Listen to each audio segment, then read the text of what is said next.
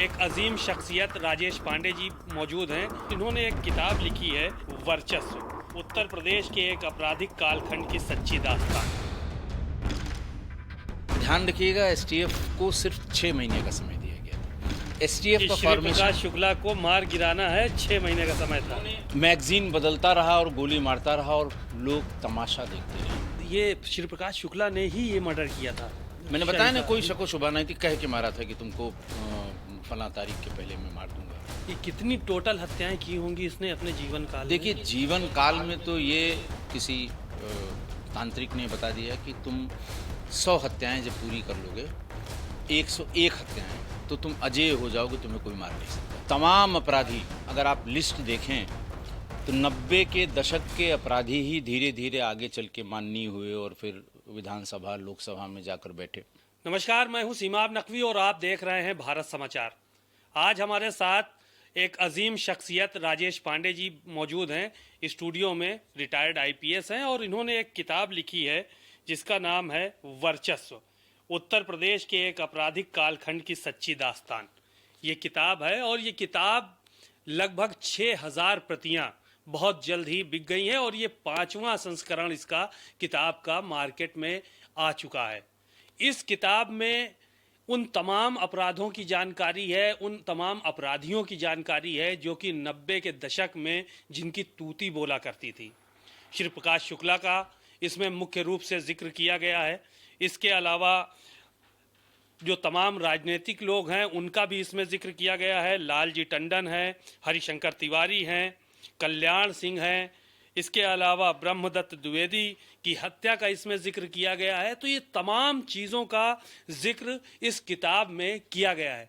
राजेश पांडे वही आईपीएस अधिकारी हैं जिन्होंने एसटीएफ में रहते और श्री प्रकाश शुक्ला के इनकाउंटर में हिस्सा लिया था, भाग लिया था और वहाँ पर मौजूद थे और एसटीएफ के गठन में भी ये शामिल थे। और एसटीएफ का गठन सिर्फ इसीलिए किया गया था कि श्री प्रकाश शुक्ला को इस दुनिया से, इस धरती से मिटाया जा सकते, उसके गैंग का खात्मा किया जा सके। आज उनसे उन तमाम पहलुओं पर हम बात करेंगे, चर्चा करेंगे जो लोगों के लिए अनछुए हैं, लोग जिनके बारे में नहीं जानते हैं। उन तमाम पहलुओं पर बात होगी कि कौन कौन से लोग अपराधियों को उस समय राजनीतिक संरक्षण देने का काम करते थे। तो ये तमाम मुद्दे हैं जिस पर आज एक विस्तार से हम चर्चा करने जा रहे हैं। राजेश पांडे जी, आपका बहुत बहुत स्वागत है भारत समाचार पर। बहुत धन्यवाद, बहुत धन्यवाद आपका। सर, उत्तर प्रदेश में 90 का दशक हम लोगों ने देखा। बड़ी बड़ी राइफलें, बंदूकें गाड़ियों में भर के लोग निकलते थे। अपराधियों से बाहुबली और बाहुबली से फिर माननीय बनने का सिलसिला लगातार जारी रहता था। आपने ये किताब लिखी है, इसमें तमाम लोगों का जिक्र है, लेकिन मुख्य रूप से श्री प्रकाश शुक्ला जो कि एक बहुत बड़ा अपराधी था, माफिया था, उसका जिक्र किया गया। एसटीएफ का गठन भी उसी के लिए हुआ था। ये एसटीएफ के गठन की कब जरूरत पड़ी, इसके बारे में लोग थोड़ा सा जानना चाहते हैं आपकी ज़बान से। वैसे तो बहुत कुछ सुना है, लोगों ने वेब सीरीज़ के माध्यम से देखा तमाम चीज़ों के लिए। देखिए, इस एसटीएफ के गठन के पहले का जो इन्वायरमेंट था, जो उसके पहले जो चीज़ें चल रही थी, इसका भी जानना बहुत ज़रूरी है। 90 का दशक इसलिए भी बहुत इम्पॉर्टेंट है कि उस समय पुलिस बैकफुट पे थी और ये तमाम अपराधी, ये इनके अपराध अगर आप लिस्ट देखें तो 90 के दशक के अपराधी ही धीरे धीरे आगे चल के माननीय हुए और फिर विधानसभा लोकसभा में जाकर बैठे। आप अगर शुरू करें बिहार से तो शहाबुद्दीन से शुरू करें। शहाबुद्दीन हो गए, यहाँ उत्तर प्रदेश में वीरेंद्र शाही, हरिशंकर तिवारी हो गए, अमरमणि हो गए, सूरजभान हो गए, वहाँ पर मुन्ना शुक्ला हो गए। आज मुन्ना शुक्ला को वहाँ ब्रिज बिहारी प्रसाद के मर्डर में आजीवन कारावास सुप्रीम कोर्ट ने कन्फर्म की है। ये सब अगर आप इनकी क्रिमिनल हिस्ट्री देखेंगे तो ये सब 90 के दशक के अपराध करने वाले लोग थे। आप उत्तर प्रदेश में अगर देखें तो तमाम लाइन से देखिए, मुख्तार भी उसी वक्त की देन है, उसी वक्त की देन इलाहाबाद के वो अपराधी हैं अतीक और उनका भाई अशरफ। सब अगर आप इनके क्रिमिनल हिस्ट्री देखेंगे तो सब 90 के दशक के हैं। 91, 92, 93, 94, 98, इन सब में इन लोगों ने बहुत एक से एक बड़े अपराध किए। और आप लोगों ने देखा होगा, अब तो सोशल मीडिया का दौर है, कम्युनिकेशन के बहुत अच्छे साधन हैं, जानकारी आसानी से आपको मिल जाती है। तो 90 का दौर वो दौर था। उसी समय कुछ हुआ यूं कि लखनऊ में दिलीप होटल में एक AK-47 चली, एक आदमी मारा गया। गोरखपुर के एक बड़े व्यवसायी थे भानु मिश्रा, उनको गोली लगी। विधानसभा चल रही थी, विधानसभा से 100-200 कदम दूर ये दिलीप होटल था। AK-47 जब गरजी, उसकी गूंज विधानसभा तक भी आई। मैं उस समय CO कैसरबाग था, वहाँ मौके पर पहुँचा। उसके पहले लखनऊ में ही एक बड़ी घटना हो गई थी। इंदिरा नगर में वीरेन शाही का मर्डर हुआ था। वीरेन शाही के लिए बताने की कोई ज़रूरत नहीं है। वीरेन शाही और हरिशंकर तिवारी की पुरानी अदावट गोरखपुर से शुरू हुई थी, और कहा तो ये भी जाता है कि स्वर्गीय वीर बहादुर सिंह साहब जो उस समय चीफ मिनिस्टर थे, इन दोनों गैंगों के आपस के गैंगवार को रोकने के लिए ही वो गुंडा अधिनियम ले आए थे। आज भी है और आज भी बड़ा कारगर है वो। तो इन दोनों की अदावट अपने चरम पर थी, और उसी वक्त वीरेन शाही का वहाँ मर्डर हुआ। दिन में हुआ, 11 बजे हुआ। एक छोटे बच्चों का स्कूल था, उसके सामने हुआ। 300-400 लोगों ने, उस दिन स्कूल का रिजल्ट डे था, बच्चों के साथ उनके पेरेंट आए थे रिजल्ट लेने के लिए, मार्कशीट लेने के लिए। उन सब की मौजूदगी में लबे सड़क दिन में 11 बजे उनको पहले पीछे से गोली मारी, गिरा दिया, फिर आंखों में गोली मारी, मुंह में गोली मारी। ये समझ में नहीं आ रहा था कि हार्ट किधर है, दाईं तरफ है कि बाईं तरफ। तो 5 गोली इधर मारी, 5 गोली उधर मारी। मैगजीन बदलता रहा और गोली मारता रहा, और लोग तमाशा देखते रहे। सोच लीजिए क्या दौर रहा होगा कि किसी की हिम्मत नहीं पड़ रही थी ये कहने की, ये बताने की, ये रोकने की कि क्या हो रहा है।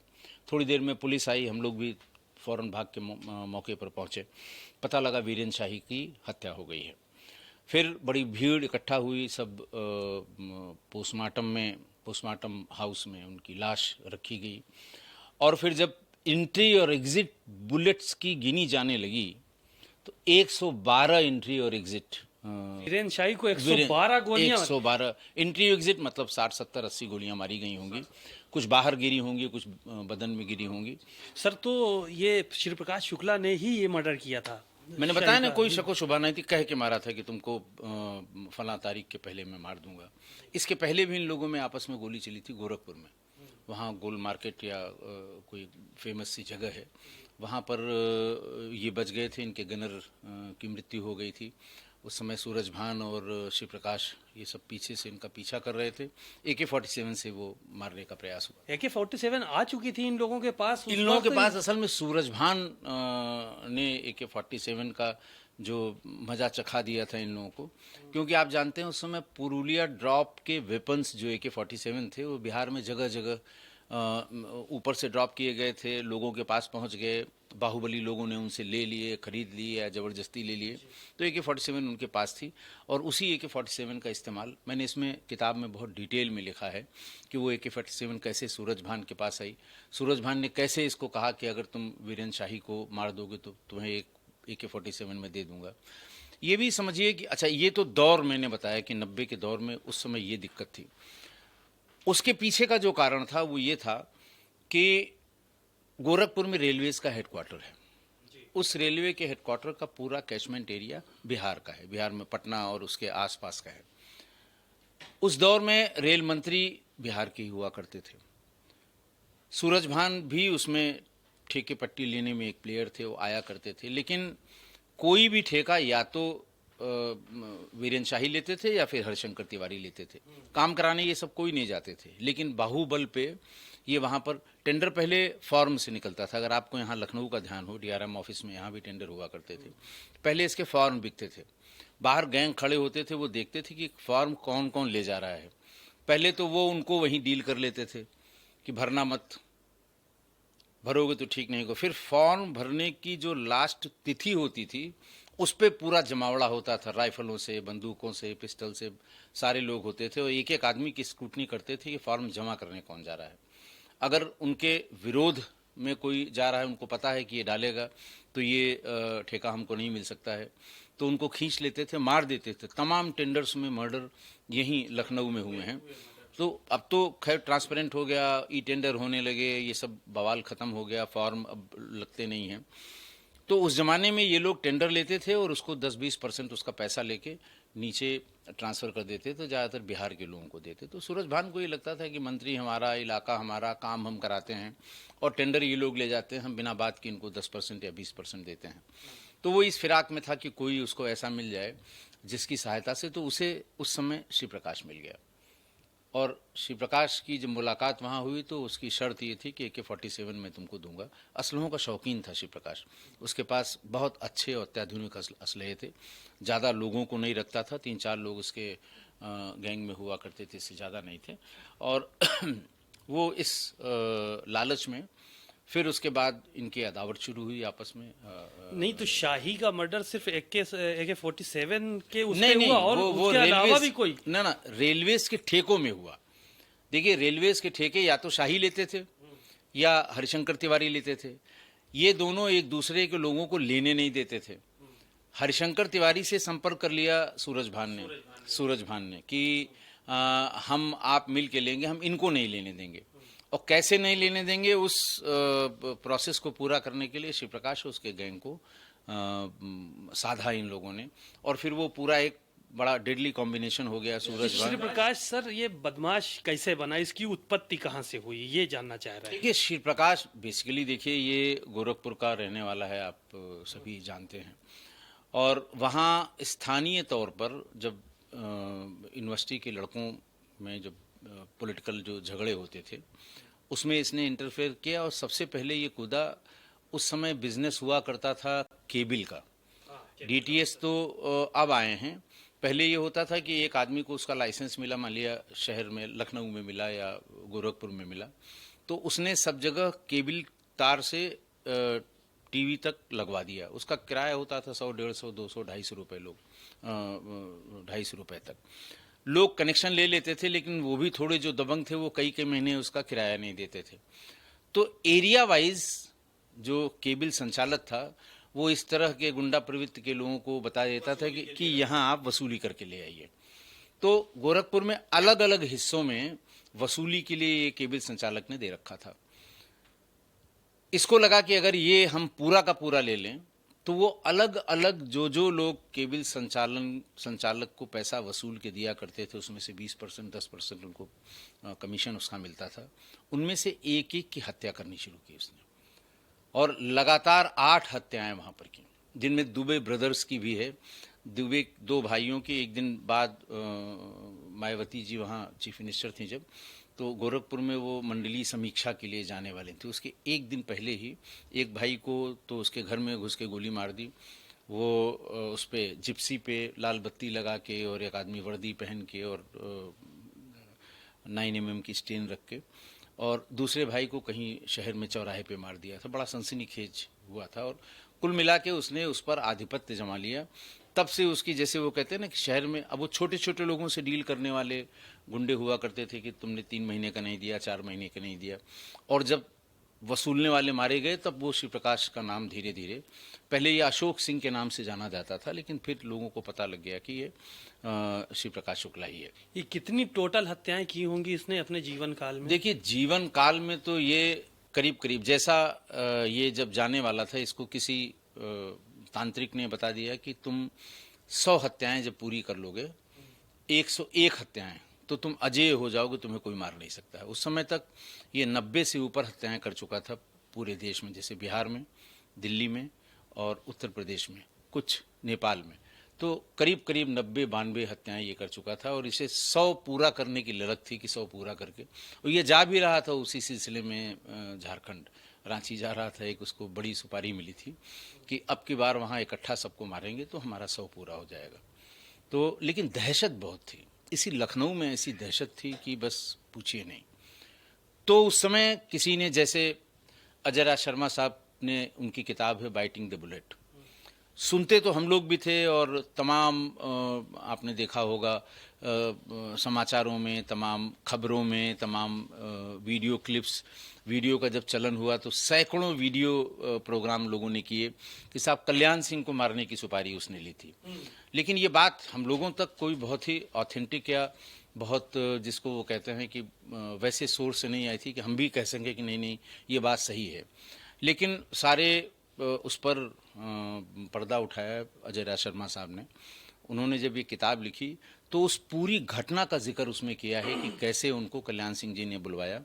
वो पहले लखनऊ में पोस्टेड थे, उनको सीतापुर के पुलिस ट्रेनिंग कॉलेज में पोस्ट कर दिया गया था, उन्हें वहाँ से बुलवाया गया।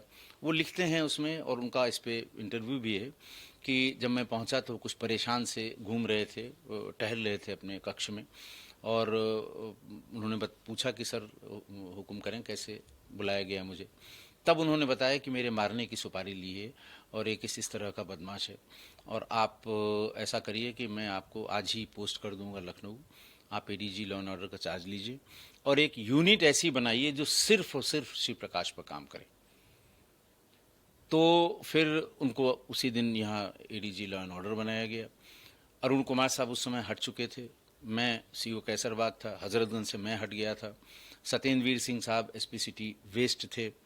अरुण कुमार साहब को बुलवाया उन्होंने, क्योंकि उस समय शिव प्रकाश पे काम बहुत किया था अरुण कुमार साहब ने जब वो एसएसपी थे। तो उनको बुलाया गया कि भाई एक यूनिट बनाने के लिए कहा। उसमें कुछ बातें बताई हैं अपनी किताब में कि मुख्यमंत्री से मैंने कहा कि साहब देखिए, मैं अपने हिसाब से अपनी टीम बनाऊंगा। एक तो उसमें 35 साल से ऊपर का कोई ना अधिकारी होगा ना कर्मचारी होगा। दूसरे, हमारी जो गाड़ियां हैं महिंद्रा की जीप, हम उसका पीछा नहीं कर पाएंगे। हमें नई गाड़ियां उसी किस्म की जिस किस्म की बदमाशों के पास हैं। तो उस समय उन्होंने 10 टाटा सुमो सैंक्शन कराई थी। पहली बार उत्तर प्रदेश पुलिस के पास सुमो आई थी पहली बार। उस समय वही सबसे अच्छी, बाद में तो और सफाई ये सब गाड़ियां आ गई जो हैं अभी एसटीएफ के पास, लेकिन उस जमाने में वही गाड़ी थी टाटा सुमो गोल्ड या टाटा सुमो प्रीमियम, ऐसे कुछ नाम था। 10 गाड़ियां इकट्ठा गवर्नमेंट ने सैंक्शन की थी। उसमें आप भी थे? हाँ, मैं भी था उसमें। उस मैं टीम भी में आप उस भी टीम थे? में। देखिए, जब वो शुरुआत हुई तो अरुण कुमार साहब ने कहा कि भाई टीम बनाने के लिए कहा गया है। वो पहुंचे सत्येंद्रवीर सिंह साहब के पास, उनका ऑफिस कैसरबाग में था, मैं सीओ कैसरबाग था, मेरा भी ऑफिस वहीं पे था। वहाँ बातचीत हुई, उन्होंने कहा भाई आप लोग अगर कंसेंट देंगे तब तो हम अपनी टीम के साथ वहाँ जा सकते हैं, और अगर हमारे जानने वाले नहीं होंगे तो मना कर दूंगा। फिर ढूंढा जाएगा, जहाँ से जहाँ भी होंगे लोग उनको बुलाया जाएगा। तो खैर उन्हीं की एप्लीकेशन पर मैंने भी अपनी कंसेंट दी और सत्येंद्रवीर सिंह साहब ने भी अपनी कंसेंट दी। और हम लोगों से ये कहा गया कि अच्छे बढ़िया काम करने वाले सब इंस्पेक्टर्स और इंस्पेक्टर्स भी 2-2, 3-3, बहुत लंबी फौज की ज़रूरत नहीं है, और 2-2, 4-4 अगर हम लोग सब लोग दे देंगे तो 15-20 आदमी हमारे लिए सफिशिएंट हैं। और उस ऑपरेशन में कुल 17 आदमी ही थे। उस समय हम लोग कुल 17 आदमी थे।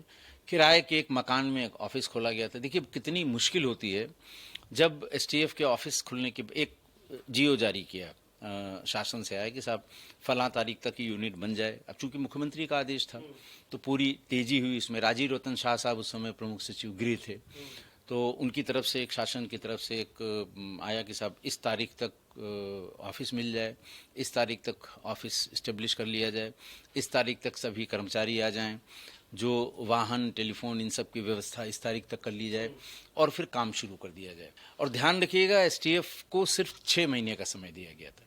एसटीएफ का फॉर्मेशन, शुक्ला को मार गिराना है, 6 महीने का समय उन्होंने, देखिए एसटीएफ कुल 6 महीने के लिए गठित ही हुई थी उस समय, सिर्फ 6 महीने के लिए कंटिन्यू। फिर हाँ, फिर बाद में 6 महीने के कंटिन्यू हुआ, फिर 6 महीने को, फिर परमानेंट हो गई। अब तो बड़ा भारी ऑफिस हो गया प्रदेश में, बहुत ढेर सारी जगहों पे उसके रीजनल और जोनल ऑफिसेज हो गए। अब तो बहुत बड़ा स्वरूप हो गया। लेकिन यही विज्ञानपुरी में छोटा सा ऑफिस था, एक पुराने पूर्व पुलिस अफसर थे, उसी मकान में उनकी डेथ हुई थी। लोग उनके मकान का सामान चोरी करके ले गए थे। किसी ने बताया तो उस मकान की देखभाल के एवज में हम लोग वहाँ इस्टेब्लिश हो गए।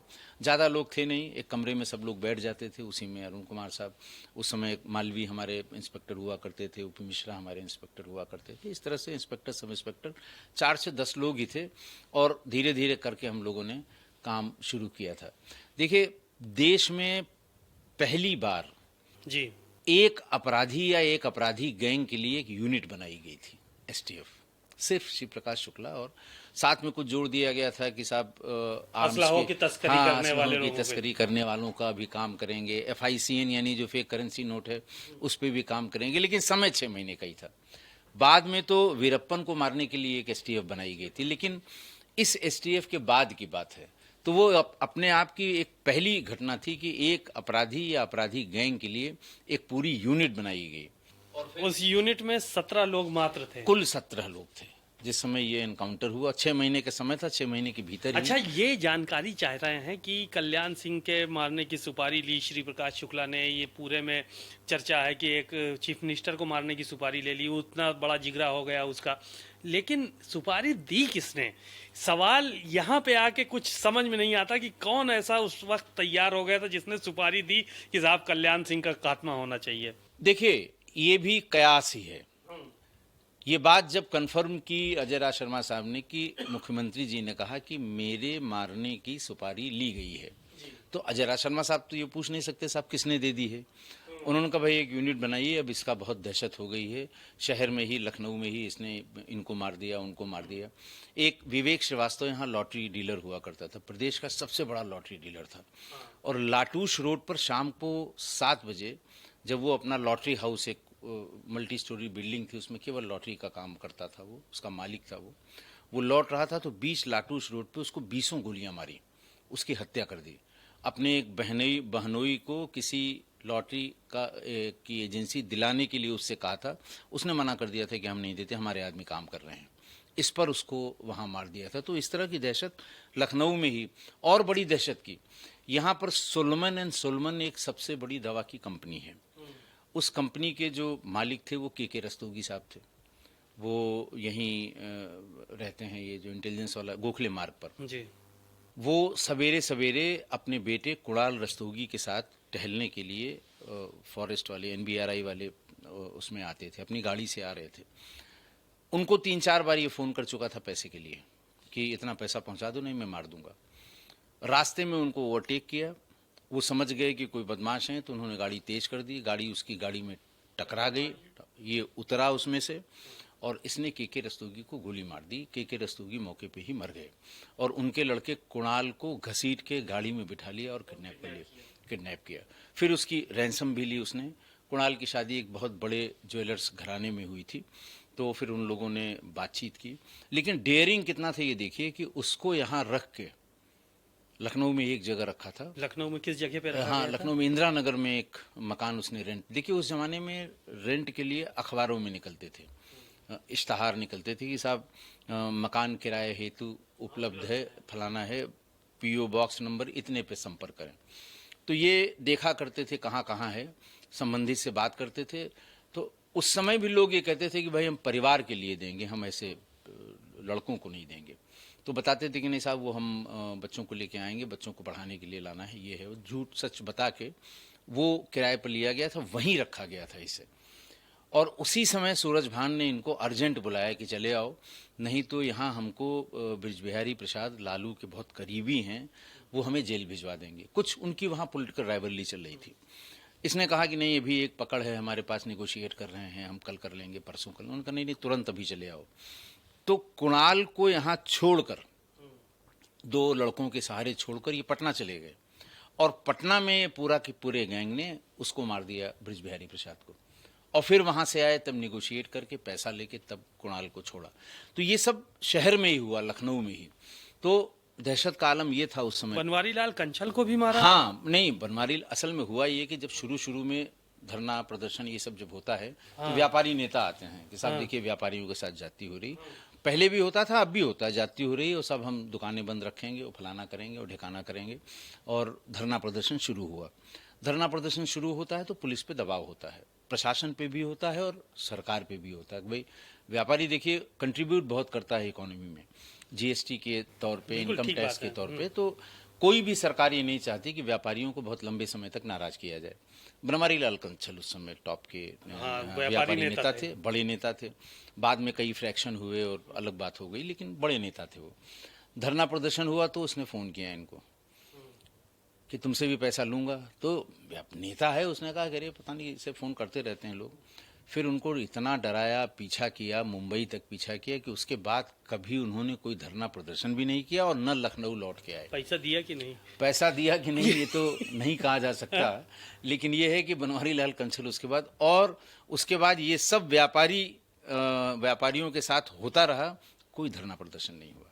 शाम को 7 बजे हजरतगंज पूरा बंद हो जाया करता था। दिल है हजरतगंज लखनऊ का, रात भर चलता है, बच्चे बच्चियां सब घूमते रहते हैं, फैमिली घूमती रहती है, तमाम आइसक्रीम और ये सब आप देखिए गुलजार रहता है वो, लेकिन 7 साढ़े 7 बजे तक ये श्री प्रकाश शुक्ला की हाँ, दहशत। दहशत से बंद हो जाया करता आप था। उस पे थोड़ा सा बच के निकल गए, सुपारी किसने दी ये नहीं नहीं, कहने का सुपारी मतलब- मैं हाँ। बता रहा हूँ, देखिए वो भी कयास ही है।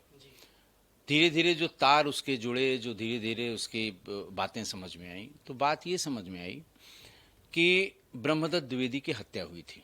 उनके बेटे जो आज भी माननीय विधायक हैं वो, और ब्रह्मदत्त द्विवेदी जी की जो पत्नी थी वो मिनिस्टर भी थी, वो ढूंढ रहे थे क्या वजह है। वजह जो उस समय निकल कर आ रही थी वो ये आ रही थी कि जो साक्षी महाराज हैं ये और एक विजय सिंह वहाँ के अपराधी नेता थे फर्रुखाबाद के, इन लोगों की कनाइवन से या इनसे उनकी हत्या की गई, ऐसा बताया गया। और वो लोग भी अपने स्तर से इसको ढूंढ ही रहे थे, लेकिन चूंकि कल्याण सिंह की सरकार थी तो बहुत ज़्यादा विवेचना आगे बढ़ नहीं पाई। लेकिन इन लोगों को ये शक था कि हो न हो ये जो साक्षी महाराज हैं, चूंकि वो सजातीय हैं माननीय कल्याण सिंह जी के, तो मारना उनको था। बेसिकली उन्हें मारना ये था कि इसने मरवाया है और इसको हम मार देंगे, और बात भी श्री प्रकाश से उन्हीं अच्छा, के लिए तो हुई थी। ये ब्रह्मदत्त द्विवेदी के परिवार से या ब्रह्मदत्त द्विवेदी से क्या श्री प्रकाश शुक्ला की मुलाकात हुई जो उन्होंने इनको मारने के लिए बोला? नहीं नहीं, मुलाकात देखिए ऐसा है ना कि वो जब आदमी ढूंढ रहा है कि हमें बदला लेना है, और जिन लोगों से बदला लेना है वो सरकार में सक्षम है, हैं और हाँ। सरकार में हैं, तो और उस समय सबसे ज्यादा अगर कोई डेयरिंग अपराधी था तो श्री प्रकाश था। तो मिलने के लिए तो कोई भी मिल सकता था, अपना उसके थ्रू गोरखपुर में लोगों से संपर्क करके मुलाकात उन्होंने कर ली और अपना दर्द भी बताया कि किस तरह से। देखिए ब्रह्मदत्त द्विवेदी को जिस समय मारा गया था वो प्रदेश के राजनीति के बहुत ही कद्दावर नेता थे, हाँ, ठीक बात बहुत है। बड़े नेता थे, और उस समय ये कहा जाता था कि अगले मुख्यमंत्री यही होंगे, ब्रह्मदत्त द्विवेदी होंगे। कुछ उस समय इसकी भी खबरें चल रही थी कि प्रधानमंत्री जी से और कल्याण सिंह जी से कुछ मन मुटाव है, खटपट है, जैसे रोज निकलता है यहाँ के सब रोज, फलाने हाँ, रोज मुख्यमंत्री तो बदले जा रहे हैं फलाने। तो उस समय हल्का हल्का ये हो रहा था कि शायद हो सकता है कल्याण सिंह जी बदले जाएं, तो जो अगला नाम आता था वो ब्रह्मदत्त द्विवेदी का आता था, और अचानक उनकी हत्या हो गई तो वो एक चैप्टर क्लोज हो गया।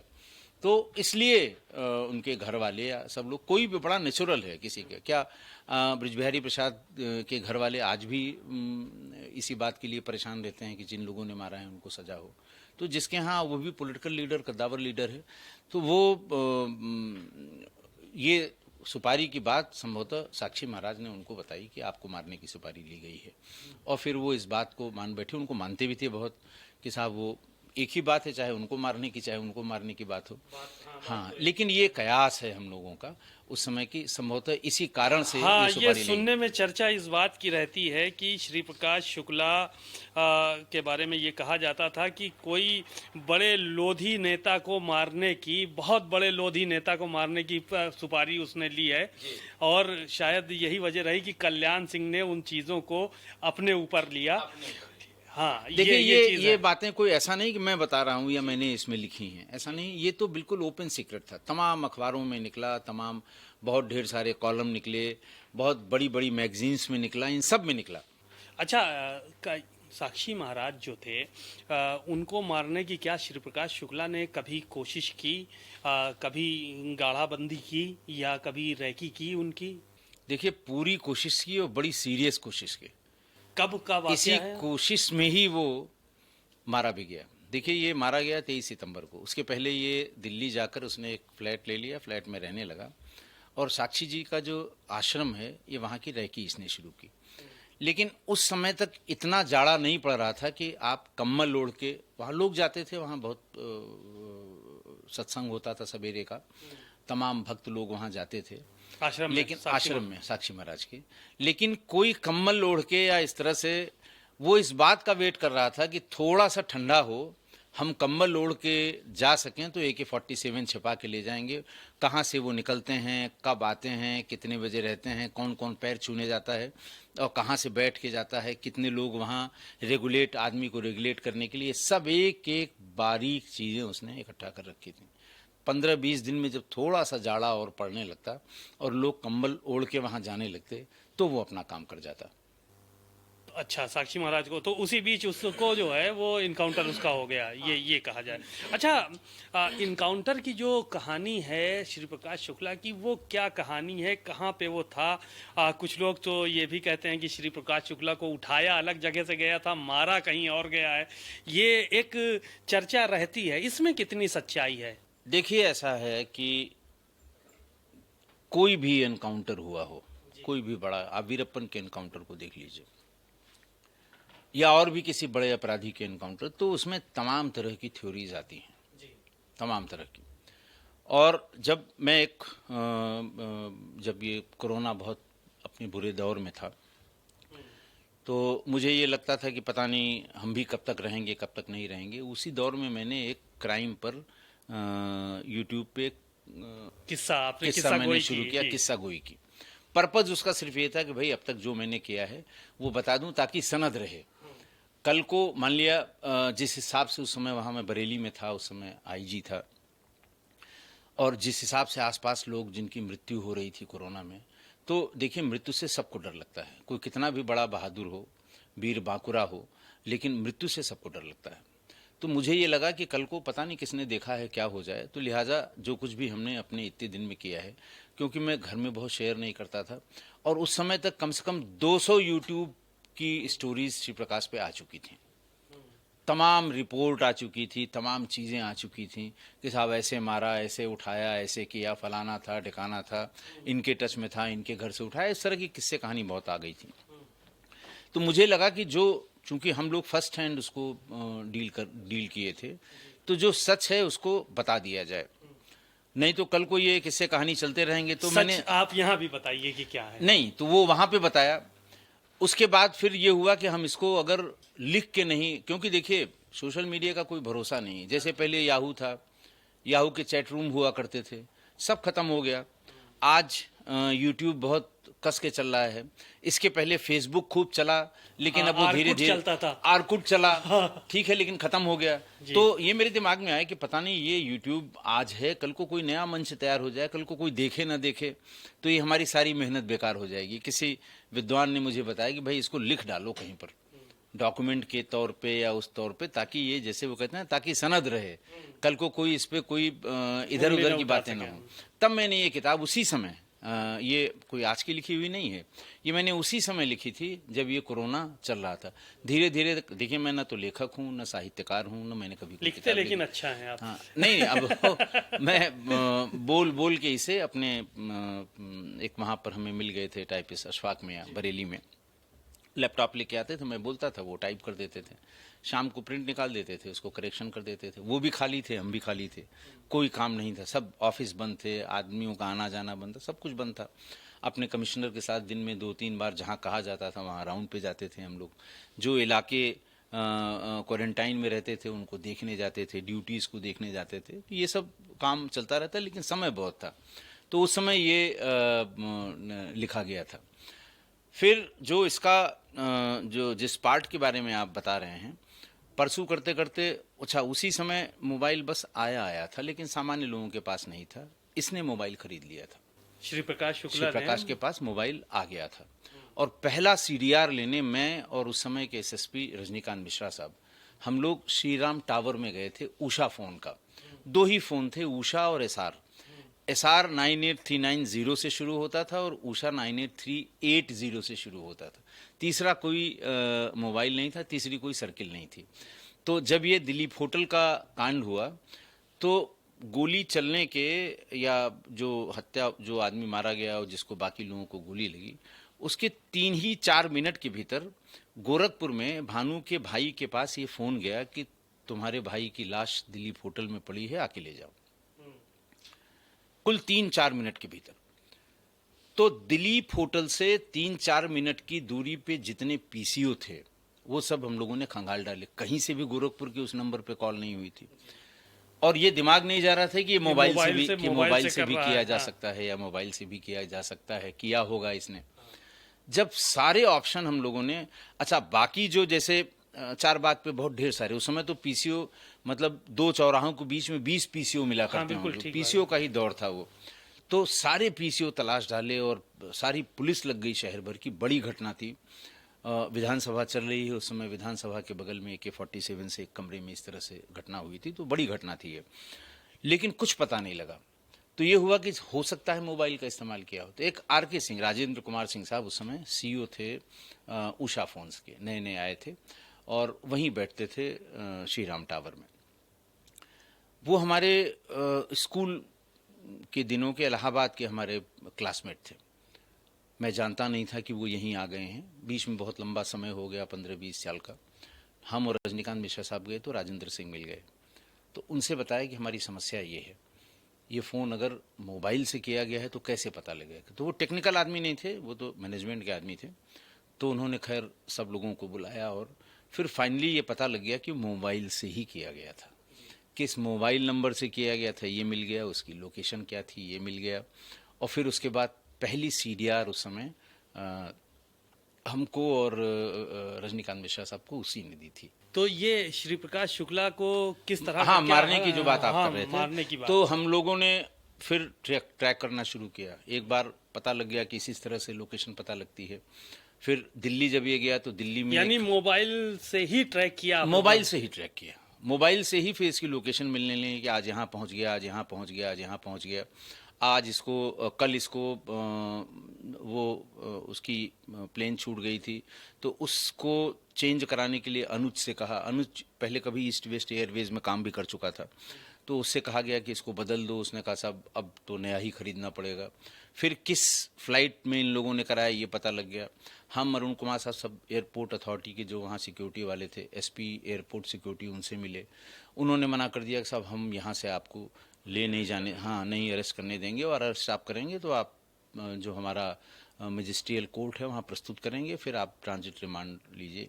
लेकिन चूंकि हम लोगों की वो मंशा थी ही नहीं अरेस्ट करके और फिर ये तमाशा करने की, तो फिर वो बात छोड़ दी गई। ये हुआ कि यहाँ आने से पहले हम उसका इंतज़ाम करेंगे, कि वो एयरपोर्ट पे घुसने के पहले ही फिर वो देखा गया कि वो क्या उसकी शक्ल सूरत है, गाड़ी कौन सी है, किस गाड़ी से जाएंगे, असलहे वो गाड़ी में छोड़ेगा या कहीं छोड़ के आया है।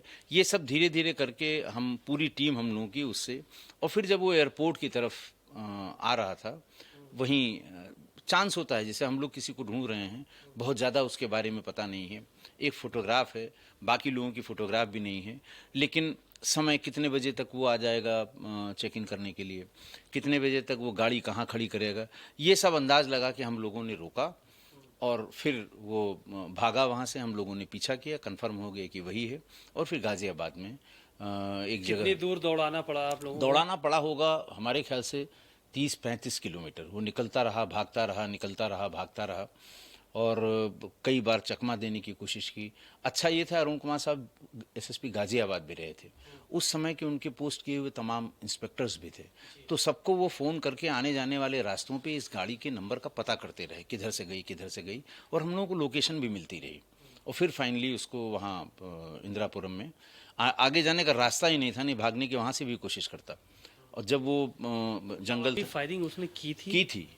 की थी जी। जब भाई कोई भी होगा बचने के लिए क्या नहीं करेगा, वो जानता था। देखिए शुरुआत के जो कन्वर्सेशन उसके टेलीफोन से सबको धमकाता भी था टेलीफोन करके, तो वो कहता था कि ऐसा नहीं है कि तुम ही लोग गोली चलाओगे, अगर हमको मार लोगे तो 4-6 उधर से भी मरेंगे। ये बात वो बहुत बार उसने रिपीट की है। नहीं तो उसके साथ और कितने लोग थे वहाँ पे? जो कुल 3 लोग थे, सीलो गाड़ी थी, वो 3 लोग थे।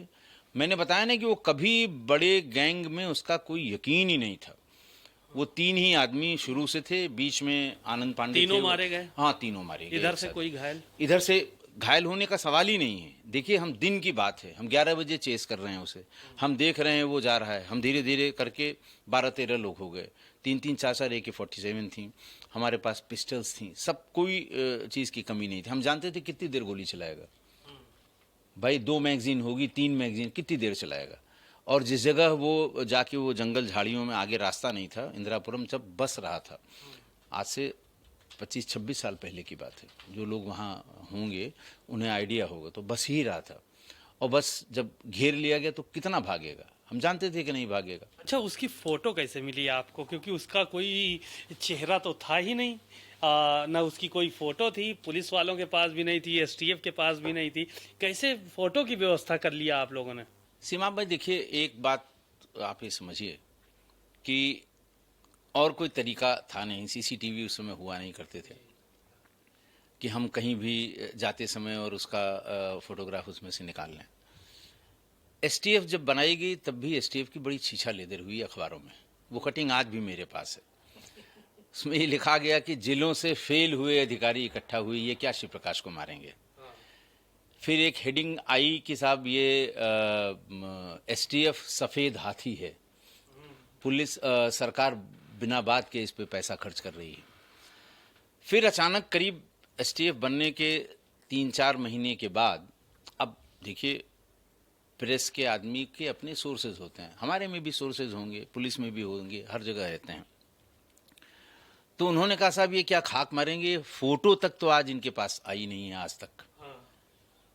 और ये बड़ी पिंचिंग खबर होती है, सब लोगों ने पढ़ा और कई दिनों तक लगातार अखबारों में छपा, सब अखबारों में, कि ये कैसे मार लेंगे। फोटो तो इनके पास फोटो भी नहीं है, पहचानने वाला कोई नहीं है। तो ये पता लगा कि साहब वो जानता था कि फोटो निकलेगी, फोटो सबके पास आएगी, फिर इनाम घोषित करेंगे, फिर तमाम तमाशा होगा।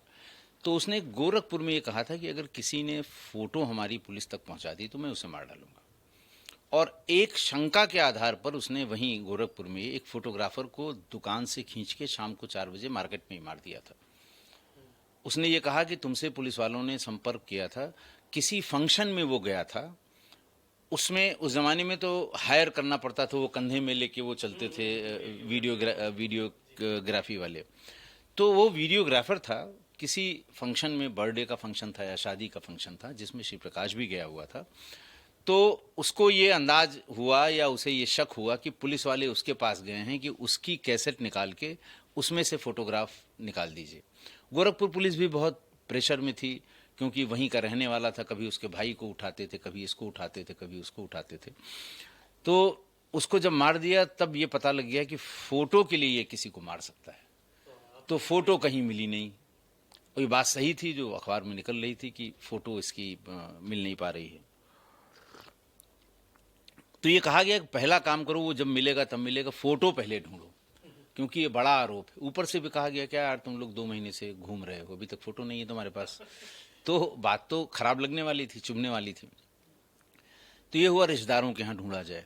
उसका एक बहनोई, रिश्ते का बहनोई यहीं हजरतगंज में रहता है, ये बालू अड्डे के पास जो डेयरी है उसी के पास रहता था। तो अच्छा, उस समय मुखबिर ही बताया करते थे और दूसरा कोई साधन नहीं था। मोबाइल नया नया आया था, सीडीआर सब पढ़ नहीं पाते थे हम लखनऊ में। यहाँ इन दोनों फ़ोन में सुनने की सुविधा नहीं थी, दिल्ली में थी सुनने की सुविधा। तो ये परेशानी थी कि कैसे किया जाए। तो मुखबिर ने बताया साहब एक उसका रिश्तेदार फलानी जगह रहता है और उसके यहाँ भी वो जब लखनऊ आता है तो आता जाता है। तो सब लोग पहुँचे, सारे लोग, पूरी एसटीएफ। अब थोड़े से लोग ही थे उसमें, अरुण कुमार साहब भी थे, सब लोग गए, उसको घेरा गया। घर में वो मिल गया, उसका बहनोई बहन, चचेरी या ममेरी बहन थी वो। सब लोग मिल गए तो उसको पूछा जाने लगा, कुछ थोड़ा फोर्स का भी इस्तेमाल किया गया कि भाई यहाँ आया होगा, और वो मना करते रहे कि नहीं साहब नहीं, ऐसा नहीं हुआ है और नहीं आया है, वो कभी नहीं आता, वो किसी का नहीं है। 100 गाली भी दी ताकि पुलिस वालों को यकीन हो जाए कि हमारे संबंध नहीं है। उनकी 2 छोटी छोटी बच्चियाँ थीं, वो दूसरे कमरे में उनके माँ बाप के साथ, पुलिस थोड़ी सख्ती कर रही थी, रो रही थी। वहाँ हम लोग पहुँचे, कुछ लोग, क्यों रो रहे हो बेटा? तो उन्होंने कहा मेरे मम्मी पापा को कोई मार रहा है, पुलिस वाले हैं आप लोग, ये वो ना। उसने भी जो उसकी तकलीफ़ थी उसने बताई। तो उससे कहा गया बेटा कुछ मार वार नहीं रहे हैं, पूछ रहे हैं खाली कि क्या मामा तुम्हारे आए थे क्या यहाँ पे? बोले हाँ अंकल आए थे, हमारी बर्थडे पर आए थे। उनका बेटा उसकी कोई फ़ोटो तो होगी? बोले हाँ अंकल है हमारे पास फ़ोटो। उसने बेचारी ने कॉपी में 3-4 हार्ड कॉपी ही रहा करती थी उस ज़माने में, फ़ोटो का और कोई तरीका था नहीं, मोबाइल थे नहीं कि आप मोबाइल में निकाल के दिखा दीजिए। तो उसने 2-3 फ़ोटो और बताया कि ये मामा हैं, बस अपना काम हो गया। अच्छा, फिर कहा गया कि आ जाइए सर, मिल गई फ़ोटो। सब अधिकारी इकट्ठा हुए, बहुत अच्छा हुआ। तब तक वो दोनों भी आ गए, उसके बहन बहनोई। और वो रोए ना तो रोए कितना कि साहब वो कल मार देगा। तो उससे कहा गया कि भाई तुम्हारा साला है, तुमको क्यों मार देगा? बोले साहब कोई साला बहनोई नहीं, जैसे ही ये फ़ोटो देखेगा वो पता लग जाएगा कि बर्थडे की फ़ोटो है और हम हमारे यहाँ के सिवा कहीं से मिल नहीं सकती, मार डालेगा वो। तो फिर अरुण कुमार साहब ने कहा हाँ ये बात सही है, हमको फ़ोटो मिली है और हमें इसे प्रोटेक्ट करना होगा, तो कुछ ऐसी तरकीब निकालो कि ये पता न लगे कि फ़ोटो कहाँ से मिली है। खैर फ़ोटो लेके मैं आया, चूँकि मैं हज़रतगंज में पोस्टेड था, सीओ हज़रतगंज, तो जहाँ कैफ़े कॉफ़ी डे है आजकल, वहाँ कॉर्नर पर वो पोस्टकार्ड उस ज़माने में हीरो हीरोइन के मिलते थे, वो तार बांध के लगाए रहते थे, किनारे किनारे किनारे किनारे सब लगे रहते थे। बहुत कोशिश की मैंने उसमें देखने की किससे मैच कर रहा है, तो अल्टीमेटली सुनील शेट्टी की एक फ़ोटोग्राफ पे नज़र हमारी पड़ी कि इससे कुछ बेसिकली हमें गर्दन से मतलब था कि मोटी पतली ऐसी गर्दन हो कि उस पर हम फिट कर दें। तो वो देखा, वो उससे लिया मैंने। उस ज़माने में 5 रुपए का एक पोस्ट कार्ड मिलता था, वो लिया और फिर वहीं से सीधे मैं अमर फैक्स वाले बंटी भाई के पास गया, क्योंकि कलर्ड फ़ोटोकॉपी उन्हीं के यहाँ लखनऊ भर में और कहीं कलर्ड फ़ोटोकॉपी नहीं होती थी। उनके यहाँ गए और उनसे कहा कि बंटी भाई ये ऐसा करो, ये सुनील शेट्टी वाली ये गर्दन है, ये वहीं बैठ के कैंची से निकाली और इसकी फ़ोटो में से इसका चेहरा निकाला। तो मैंने कहा इसको कुछ ऐसा करो, कोई तुम्हारे यहाँ अगर अच्छा सा बनाने वाला हो तो ये पता न लगे कि गर्दन जोड़ी हुई है किसी दूसरे फ़ोटो में। अरे बोले 2 मिनट में हो जाएगा, अब तो बहुत से ढेर सारे सॉफ्टवेयर आ गए हैं। तो खैर वो उन्होंने उसको बनाया और उसकी वो जो पासपोर्ट साइज़ की फ़ोटोग्राफ होती हैं, हमने बोले कितने चाहिए, हमने कहा 50 दे दीजिए। 50 उन्होंने बना दी और अरुण कुमार साहब ने शाम को प्रेस कॉन्फ्रेंस करके सारे अखबारों में बांट दी। फ़ोटोग्राफ साहब सब पूरे उस ज़माने के सारे अखबार और सारे टीवी पे शिव प्रकाश की फ़ोटो चली कि साहब ये है, और वो डेनिम का शर्ट पहने हुए हाँ सुनील शेट्टी वाली वो बिल्कुल। तो चेलों ने उसके बताया कि भैया कल तो फ़ोटो आपकी छप गई। तो कैसी फ़ोटो? उनका साहब उसमें डेनिम की शर्ट। बोले हम कभी ज़िंदगी में नहीं पहने हैं डेनिम की शर्ट। उनका लेकिन भैया फ़ोटो आप ही की है। तो दिमाग बहुत लगाता रहा वो कि साला ये फ़ोटो डेनिम की शर्ट वाली फ़ोटो हमारी। बोले नहीं किसी दूसरे की होगी, गलत देखा है। तो उसने कहा अच्छा ऐसा करो, सारी फ़ोटोग्राफ जितनी अखबारों में निकली है काट के एक लिफाफे में करो और फलां जगह दे के आना, तो हमको मिल जाएगी। दूसरे तीसरे दिन फ़ोटो मिल गई इसको। तो फिर लौंडे ने फ़ोन किया, भैया देखा फ़ोटो मिली? बोले हाँ मिल गई यार, फ़ोटो तो हमारी है। आप लोग रिकॉर्ड कर रहे थे सारी बातें? ज़्यादातर हम लोग रिकॉर्ड कर रहे थे। उस समय तक ये समझ में आ गया था कैसे रिकॉर्डिंग का। उस समय तरीका दूसरा था। हाँ हाँ, वो लगा के उसमें जो टेलीफोन के लिए वो लगता था तंबू, उसके नीचे बैठ के जो फ़ोन पता लग जाते थे वो रिकॉर्ड, जो नहीं पता लगते थे वो रिकॉर्ड नहीं हो पाते थे, लेकिन रिकॉर्ड कर लेते थे। तो उसने कहा फ़ोटो तो हमारी है और वो एनकाउंटर में मारा गया, लेकिन ये बात उसको नहीं पता लग पाई कि फ़ोटो पुलिस वाले कहाँ से पाए थे। और एक उसमें गड़बड़ भी ये हो गई कि जब हमारा आर.के. सिंह जनपथ में मारा गया था तो उसकी जेब में भी फ़ोटो थी। सब लोग एक एक दो दो कॉपी रखते थे कि कहीं मैच करना हो तो मैच करके देख लेंगे कि ये शिव प्रकाश की है कि नहीं है। तो उसके जेब में भी उस समय फ़ोटो थी। हल्ला हो गया कि जेब में फ़ोटो थी इसलिए आर.के. सिंह को उसने मार दिया। इस तरह की बातें उस ज़माने में बहुत चली थी। तो ऐसी ये फ़ोटो का किस्सा ये था। यूपी में तमाम उस वक्त राजनीतिक दल थे, बड़े नेता थे, बाहुबली थे। संरक्षण कौन देता था श्री प्रकाश शुक्ला? क्योंकि बिना संरक्षण के तो जाहिर है कि कोई भी व्यक्ति इतना ज़्यादा नहीं पनप सकता है। देखिए, एक तो उनका उसको संरक्षण गोरखपुर में अमरमणि दिया करते थे। अमरमणि त्रिपाठी इसलिए देते थे कि उनको अपने 100 काम कराने होते थे, लेकिन अमरमणि से भी उसकी अदावट हो गई। अमरमणि ने उससे कहा था कि कैंट की पुलिस, वहाँ के सीओ और वहाँ के फलाने ठिकाने हमारे भाई को बहुत तंग कर रहे हैं। थाने पे ले जाके मेरे जो सबसे बड़ा भाई था ओम प्रकाश शुक्ला, बोले कि उनको बहुत मारा है, इनका ट्रांसफ़र करा दो। अमरमणि कहता रहा कि हाँ आप करा दूंगा, तब करा दूंगा, कैसे करा दूंगा, फलाना करा दूंगा, ठिकाना करा दूंगा, लेकिन वो हुआ नहीं। क्योंकि कल्याण सिंह को आप जानते हैं कि वो इस सब मामलों में बिल्कुल 1% भी इधर उधर होने वाले आदमी नहीं थे। इसने चिट्ठी लिखी होगी, इधर उधर की बात की होगी, लेकिन वो ट्रांसफ़र हुआ नहीं। तब एक इसमें मैंने पूरा वर्णन बताया है कि वो अमरमणि यहीं बहुखंडी में रहा करते थे।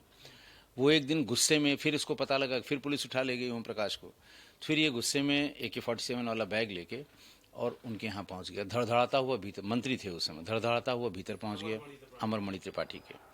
इसको देखते ही सब खड़े हो गए। अमरमणि, अरे कैसे आ गए, कैसे आ गए, क्या हुआ? इसने मेज पे रखी, वो बोली देखो बहुत दिन से कह रहे हैं तुम बेवकूफ़ बना रहे हो मुझे। और फिर AK-47 निकाली उसने, उनका देखो ये है, इसको वही गोल मार्केट या जो भी कहते हैं वहाँ पर, गोल बाज़ार कहते हैं, तो बहुत पॉश इलाका है गोरखपुर का। बोले वहाँ चलाऊँगा एक मैगज़ीन तो ये सब हट जाएंगे अपने आप, उसी दिन शाम को हट जाएंगे, SSP भी और ये सारे लोग हट जाएंगे। और मैं कह रहा हूँ फिर वहाँ जोड़ता रख लो रख लो रख लो, वहाँ और जो लोग मिलने जुलने वाले आए थे वो सब भाग खड़े हुए। सिराज भाई भी थे उसमें, सिराज मेहंदी साहब अभी तो बेचारे बीमार पड़े रहे। शरीफ आदमी। अच्छा, वो मिलने गए वो थे, मिलने गए बड़ी थे, से। हाँ वो अपने काम से गए होंगे। और मैं चूंकि जौनपुर में रहा हूँ, सिटी में जानता हूँ, बहुत ही शरीफ आदमी है। वो बेचारे बाथरूम में घुस गए, घंटों न निकले वहाँ से। सिराज में हाँ हाँ, मैंने लिखा है इसमें। फिर वो जब पता लगा कि नहीं चला गया है, बाहर आए, एक आध घंटा श्री प्रकाश शुक्ला के डर से बाथरूम में बंद रहे। लेकिन फिर उन्होंने तुरंत ही वहाँ से आए, करमवीर सिंह साहब IG थे, और करमवीर सिंह साहब को पूरी बात बताई कि साहब मैं इसलिए बताने आया हूँ, कल को ये ना हो कि साहब ये भी वहीं थे और फिर हमारे ऊपर कोई कार्रवाई हो जाए। इतने शरीफ आदमी हैं वो। फिर हम लोगों को बुलाया गया, फिर डाटा भी गया कि वो यहीं घूम के चला गया, अमरमणि के यहाँ था, और आप लोग कुछ नहीं कर पाए, देखिए सिराज मेहंदी साहब के साथ ये हुआ, वो पूरी बात बताई उन्होंने। तो एक तो ये था। दूसरा, सूरज भान के जितने पॉलिटिकल कनेक्शन थे बिहार के, चूंकि उसका दखल गोरखपुर में भी था, तो ज़्यादातर जो पॉलिटिकल लोग थे सूरज भान के कांटेक्ट के, उनसे भी वो इनकी मदद कराया करता था। हरिशंकर तिवारी भी संरक्षण देते थे। हाँ, हरिशंकर तिवारी भी संरक्षण देते थे। तो वो सब पूरा एक जो ग्रुप था वो इसकी मदद कराया करता था। सर, आपको भी फोन पे गालियां दी एक बार, आपने भी दी गालियां? हैं, फोन कर दिया आपको सीधे? किसी को भी, कितने लोगों को फोन किया उसने, मैंने आपको इसमें फोन लिखा किया है। तो आपसे क्या बात हुई? ऐसा हुआ, सो रहा था मैं। अब वो उस जमाने में तो वो मोबाइल थे नहीं, लैंडलाइन फोन का स्पीकर ऑन कर दिया, लेटा हुआ था थोड़ी सी ऊंची मेज पे, उसी पे रखा रहता था, स्पीकर फोन ऑन कर दिया, उससे बात कर थोड़ी देर में उसने जब बताया कि मैं फला नहीं, हुआ क्या था ये? नहीं, फोन आया तो हेलो किया, बोले राजेश पांडे बोल, हमने कहा बोल रहा हूँ। हमने कहा आप कौन बोल रहे हैं? उनका मैं श्री प्रकाश शुक्ला बोल रहा हूँ। तो ये बैक ऑफ माइंड में ही नहीं था कि वो फ़ोन करेगा। तो मैंने कहा कौन श्री प्रकाश? अच्छा, बड़ी जल्दी भूल गए मुझको। तो मेरी समझ में आया। तो खैर उसने अपनी बात शुरू की, क्यों पीछे पड़े हो, फलां जगह गए थे। जैसे वो उसकी आदत थी ना कुंडली निकालने वाली, कि तुम्हारा बेटा वहाँ पढ़ने जाता है, बेटी वहाँ पढ़ने जाती है, जब चाहूँगा तब मार दूंगा, इस तरह की बात। तो गुस्सा आना स्वाभाविक है, बच्चों के बारे में कोई अगर कहेगा। तो फिर उसने गाली देनी शुरू की, हमने उससे 2 गुनी 3 गुनी गाली देनी शुरू की। और मैंने पूछा, उसने पूछा कि साहब आखिर क्या चाहते हो? हमने कहा तुम सरेंडर कर दो। उसने कहा ये तो भूल जाओ तुम कि सरेंडर। तो उन्होंने कहा फिर जब जहाँ मिलोगे आमना सामना होगा। तो उसने कहा तुम सामना नहीं कर पाओगे। हमने कहा हम तो लैंडलाइन फ़ोन जहाँ लगा है मैं वहीं पर हूँ और आज पूरा दिन वहीं रहूँगा। तुम जहाँ भी हो, मुझे पता नहीं कहाँ से फ़ोन कर रहे हो, क्योंकि नंबर वो नेपाल का आ रहा था। हमने कहा पता नहीं तुम कहाँ से फ़ोन कर रहे हो, लेकिन तुम अगर आ सकते हो तो आ जाओ, तुम्हारा वेट करूँगा। इतना कमज़ोर मत समझना है STF को, और जिस समय STF से पाला पड़ेगा तुम्हें कई पुश्तें याद आ जाएंगी। इस तरह की गाली गलौज बहुत देर तक चलती रही। बगल में मेरे 2 बच्चे थे, दोनों बच्चे बहुत छोटे छोटे थे, बेटा और बेटी, पत्नी थी। मैं ये भूल गया कि सब भी बगल में ही लेटे हुए हैं, सो रहे थे वो सब भी। लेकिन वो तेज़ तेज़ आवाज़ और गाली गलौज में सब उठ गए। और जब वो फ़ोन कटा तो मैंने देखा कि डर गए बच्चे हमारे, बहुत बुरी तरह डर गए, क्योंकि गाली गलौज सामान्य रूप से मैं कभी करता नहीं, घर के अंदर कौन करता है। तो फिर सब बहुत डर गए। तो वो एक, फिर मैं तुरंत अरुण कुमार साहब के पास गया, रिकॉर्ड करता था वो, रिकॉर्ड करके कैसेट में ले गया, उनको सुनाया, फिर सबको बताया। फिर नंबर ढूंढे गए तो नेपाल के PCO का नंबर आया। तो ये सब चलता रहा। रे उसने किसको नहीं फ़ोन किया, सबको किया और करके धमकाया, और बहुत बहुत धमकाया। बहरहाल ये किताब राजेश पांडे जी द्वारा लिखी गई है, वर्चस्व किताब का नाम है, और इसकी कीमत 399 रुपये। बहरहाल जो भी कहानियाँ किस्से हैं वो सच्चे हैं इस किताब में, और राजेश पांडे बेहद ही बेबाकी के साथ अपनी बातों को रखते भी हैं और लिखते भी हैं। भारत समाचार में आज रिक्वेस्ट हुआ, वो आए यहाँ पर और उन्होंने अपनी तमाम बातें विस्तार पूर्वक बताई कि कैसे श्री प्रकाश शुक्ला जन्मा और कैसे मारा गया। तब तक के लिए नमस्कार।